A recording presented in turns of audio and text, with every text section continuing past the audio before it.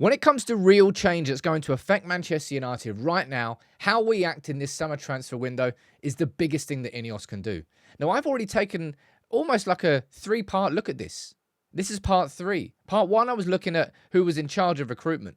Part 2, I was looking at what players we're looking out for. And part 3, which is, you might say is the most important one, is negotiations.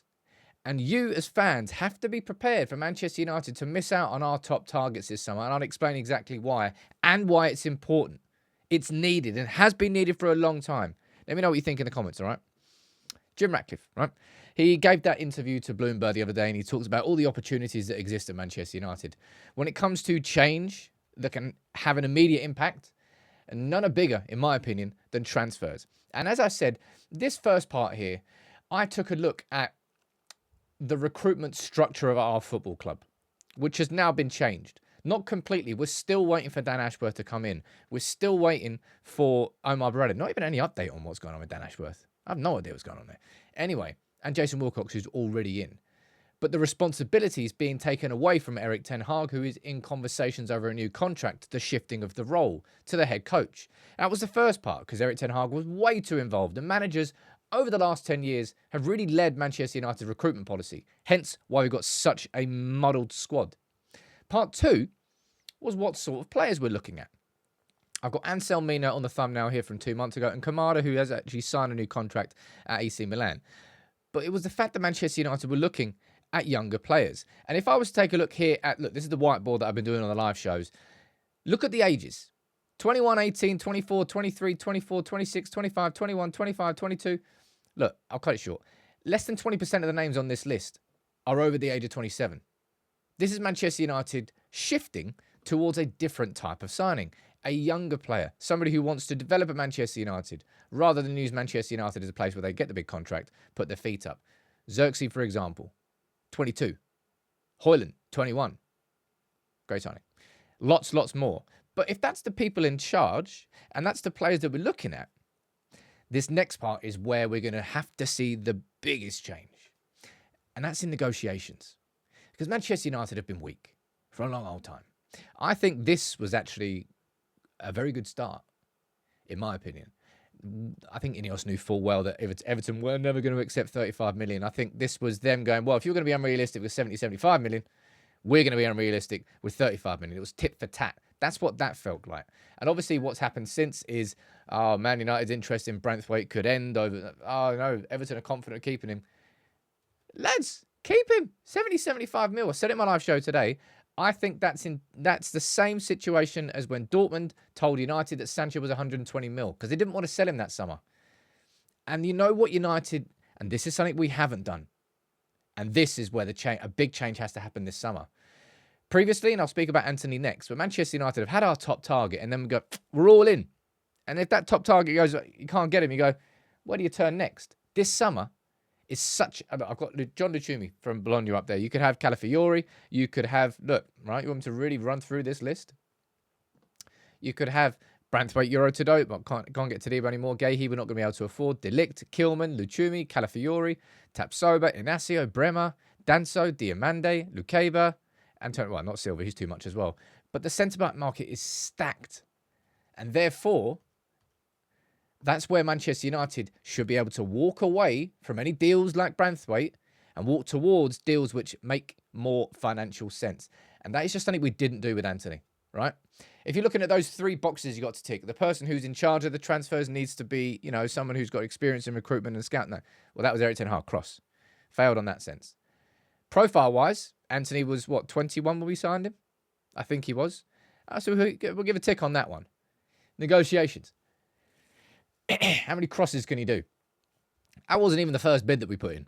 76.3 mil. We had a player who was begging to join Manchester United, begging to leave Ajax, and still we paid another 6 mil after that. Having already paid way over the odds. It was extortionate. And unfortunately for Anthony, that transfer is going to be, if there's like some sort of, I don't know, in the offices at Carrington where they're deciding on recruitment and signings, there's got to be a picture of Anthony on the wall, that little screenshot there saying, this is everything that has been wrong with Manchester United's recruitment before. And this is everything that has to be corrected this summer. And look, if it's not going after a player for so long, like Frenkie de Jong, 13 weeks, dragging it out and then ended up with nothing, then it's panicking at the end after losing 2 games and signing Casemiro, who in absolutely no way, shape or form was ever an alternative to Frenkie de Jong. But that's because Manchester United did not have alternatives lined up. So therefore, we had to panic. And therefore, we went after Casemiro. But I think this, as I said, United fans are going to have to be prepared for our football club to miss out on maybe people that you would consider the top targets for us this summer. Right? Let's go back to the whiteboard again and we look down here. Be that João Neves. I think lots of us would agree that could well be the best central midfield signing that we could get. But we're not going to be bent over a barrel and spending 100 mil on a 19-year-old from Benfica. It's not going to happen. Onana up there from Everton. I think it could be overpriced for the player that he is. Well, you pay the Premier League tax a little bit on that one. But Branthwaite, 75 mil. I think he'd be a great signing, but not at that price. Euro, I think we would love to get, but I don't think we're going to be able to afford him. And it's probably going to annoy a lot of people. And I'll be honest, it annoys me because I don't want to see Manchester United not be able to afford a player. We've got like revenues in excess of 600 million. This should not be the case. And it won't be the case in the future, but it will be the case this summer. And it should be the case this summer. And if there's one thing, as I said, that Barada, well, he comes in on the 13th of July, I think officially. He's been on his burner phone the whole time. Let's be honest. Come on. But negotiations. So if the first problem was correcting who was in charge of choosing what players were going out, what players we're going after. And number 2 was the overall profiles and aiming for a younger age. Then the third is how you deal with negotiations. Man United have gone in and lowballed Everton early. There's a deadline on this, so this should be done by the 30th of June. Either Everton agree or we walk away. Man United have to be able to walk away from transfers this summer. That's the big shift. And that's not a shift that we have had for a long time. And clubs have known that, and it's made it very easy to negotiate with Manchester United. You just keep saying no until they cough up more money. That's how you've negotiated with Manchester United for a long old time. But Barada, if there's one thing that he's really going to change, it has to be that. And I think it starts with Branthwaite. I think Branthwaite's going to be the example that Manchester United set this summer. We want to sign him.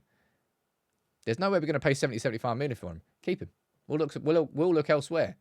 And it's about looking elsewhere and identifying solid players who are good alternatives. That's what a top-level club has. Good scouting. We've got good scouting. The data's there. It's about interpreting that data and having not only a top target, but a second target that we can go after if we need to walk away from the first one. That hasn't changed at our club for a long time, and that's a big thing for me this summer. Now, you can let me know what you think in the comments. I've always said that you can judge the success of a football team in a season by the summer that preceded it. And INEOS have got to get this one right.